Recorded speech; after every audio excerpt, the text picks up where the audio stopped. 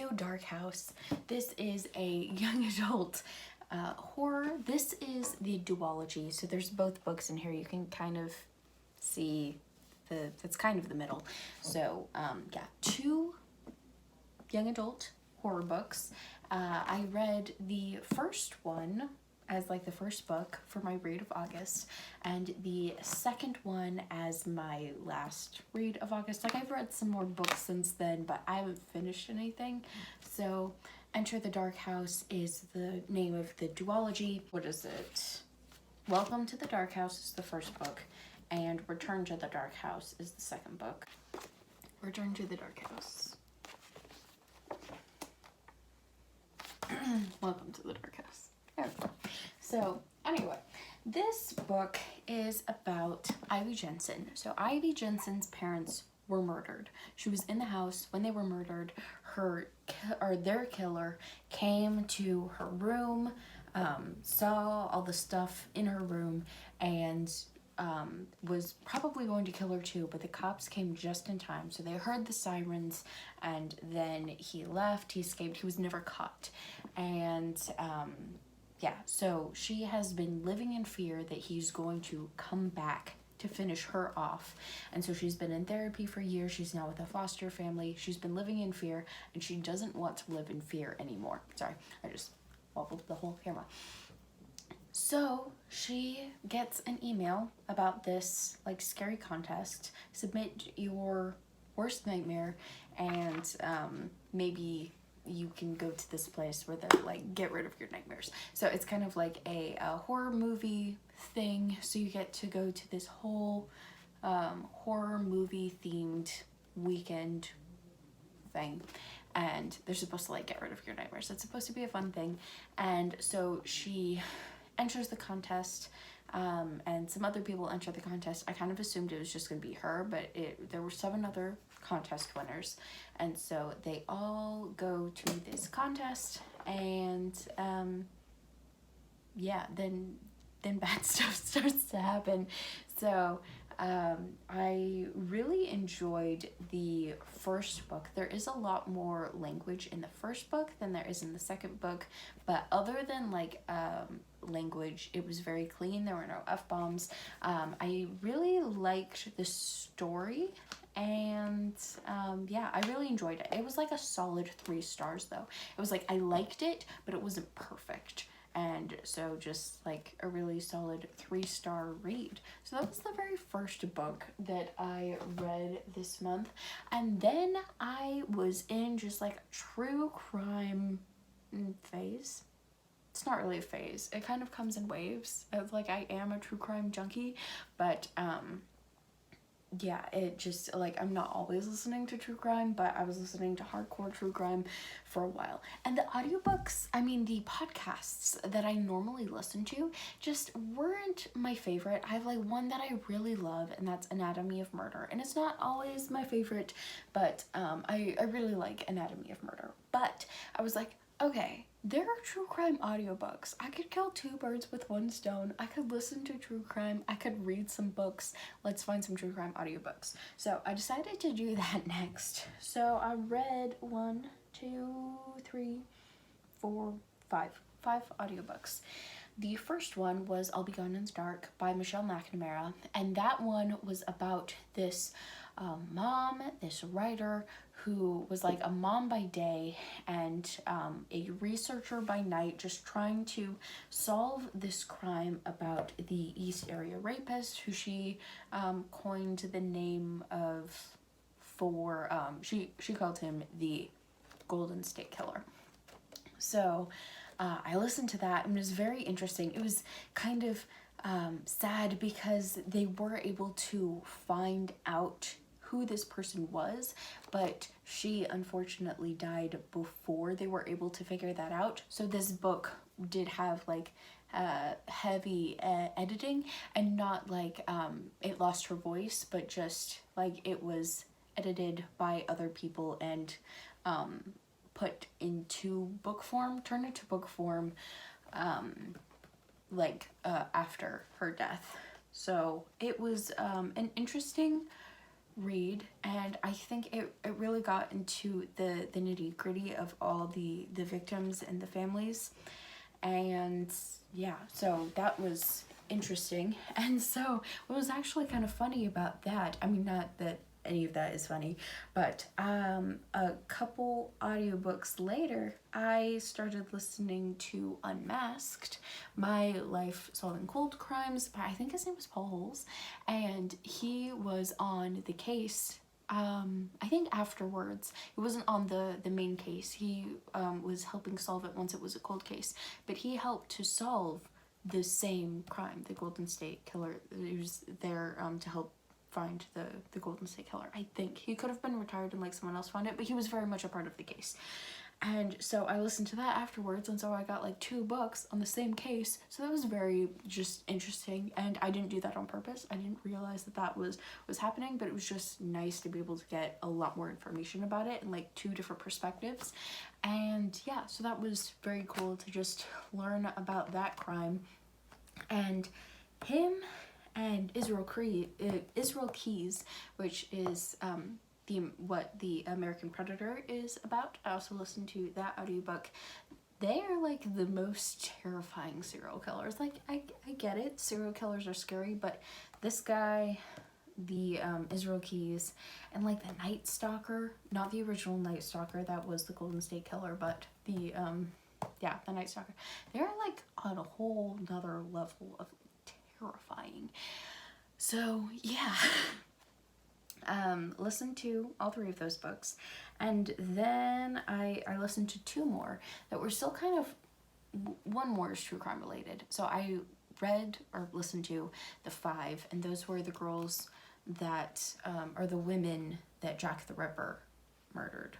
And that was interesting. I did like the book. I liked getting more information about that and about them, but it was written with a feminist lens, and so I would have preferred, I do get that it is a book and she's allowed to do whatever she wants with her book, but I would have appreciated it more if I would have just been given the facts and not given like all of her biases about life on it. But yeah, so I think it was interesting, but I definitely don't have the same views or perspective as she did. And yeah, so she was kind of already jumping the gun, I don't know, but like getting ahead of herself in her ideas. And I was like, I'm not sure if I agree with what you're saying about this. But anyway, I think it was still good to read. And I definitely like to do a deeper dive and dissection into, excuse me, that and my thoughts and all that. And then, so the 3rd book that I actually read, I'm kind of doing these out of order, was Stiff, which is this one. So, The Curious Life of Human Cadavers. Technically not true crime, but also there were kind of some crimes listed in here. This was very fun and funny and entertaining, and I really liked the way that she wrote it. Like, she just made death funny. But yeah, so I learned a lot, and yeah, I bought this book. This is a used book. I listened to the audiobook, then decided that I really enjoyed it, and so I bought it, mainly because I feel like there are things that I can implement in my own stories from this that I think just it would have been nice to have the book, so now I do. Anyway, that one was fun, and I like that one. It wasn't super clean, and I don't think I had the same views as her on like 2 things, but yeah, which is totally fine. Anyway, the last book that I read, we're bringing out this again. I'm sorry, the beginning was confusing.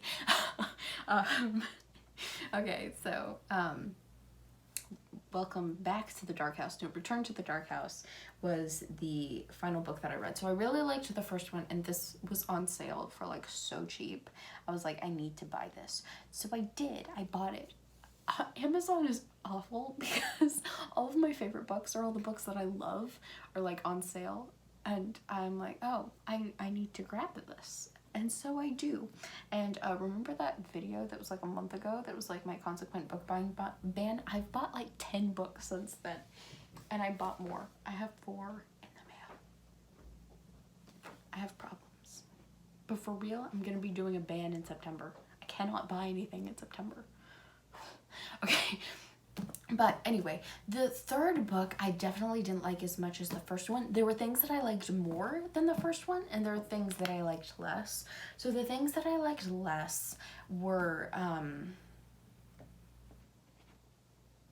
it felt weird. Sorry. I was like, I couldn't remember. I could only remember the things that I liked. Okay, so the things that I liked, there was less language because Garth wasn't there. And there was also, like, there were more just spooky gothic vibes, and I loved that. I loved the gothic spooky vibes. I kind of liked Ivy's character again at the beginning, but it did just seem like it was a lot slower and less things were happening, and the climax was awful. Like, she was like, I learned self-defense, but we didn't get any introduction to the self-defense at the beginning, which would have been better. And then just at the end, apparently in the climax, she's like, I know self-defense. And I was like, first of all, everything that you're doing is wrong, and second of all, this wasn't introduced or set up earlier, so that was annoying. And yeah, so unrealistic on that point. And I get it's a horror, but you can make self-defense realistic, and it's not that hard. But yeah, so I definitely like some things, and I definitely didn't like some things. I don't remember all of it now off the top of my head. I should look at my notes, but I still do recommend this. I would say it's a solid 3 stars for me all the way around. I liked both in their own way, and unfortunately the duology is not the end of it. I don't think we were left with like some loose ends still. And so I don't know if she's going to be continuing it or if this is the only duology, because the main character was like, I don't really care about, this is kind of spoilers, the main character was like, I don't really care about the serial killer anymore because of X, Y, and Z. She's like, she felt like she basically faced her demons and overcame them, and so she wasn't living in fear anymore. And also she got her boyfriend back, but there's still people who are like dead but not dead. And so I don't know what's happening, but yeah, that's where we got left with this. So I still like it, and I like it enough that I got it. So yeah, that's a thing. And those were all the books that I read this month. I know that was a little bit, oh wait, no, I missed one. That was supposed to be the last one, but I forgot to talk about Body Snatchers. So I have this adorable little classics book. It is Robert Louis Stevenson's short stories. And so there's The Strange Case of Dr. Jekyll and Mr. Hyde. Also, who knew that the author of Treasure Island wrote The Strange Case of Dr. Jekyll and Mr. Hyde? I had no idea until I got this and I saw the author's name. I was just looking for The Strange Case of Dr. Jekyll and Mr. Hyde, found it, and I was like, oh, I know you. And so that was very weird for me to find out. But anyway, so he has other stories, and they are The Body Snatchers, Markheim, Alala, and The Suicide Club. So I didn't love The Strange Case of Dr. Jekyll and Mr. Hyde. I read it while I was distracted, and I feel like it needed like 100% of my attention, but the TV was going, so I was like half paying attention because I was reading it on the couch. And so I felt like that was a problem, but also I'd learned a lot about dissociative identity disorder before reading it. I've done like a whole research thing. I'd gone down a research tunnel. I do this a lot for dissociative identity disorder, and so reading it, I was like really just finding all the things that weren't accurate. And I get that it's like, I don't think it's supposed to be real, but it was just, I didn't like it. So I was like, I'll give him another chance. I wanted to read this whole book, so I read The Body Snatchers, and The Body Snatchers is a misleading title, because the main character is not actually a body snatcher. And it's so weird the way that it's introduced. It's introduced like these 5 old men friends that just get together and drink beer or whatever, and just like these friends. And then actually we're not even going into that side of the story. It's just that was only to introduce the narrator, and then the narrator's talking about this other guy, and this other guy meets this other guy on the street, and they just have like a really weird bad interaction. And so it's like, actually the story about this, the narrator, and it's just, it was so weird. Like, how does the narrator know about this story? Number one, didn't make any sense. So the narrator, his friend, the main guy, I don't remember what his name is. What is his name?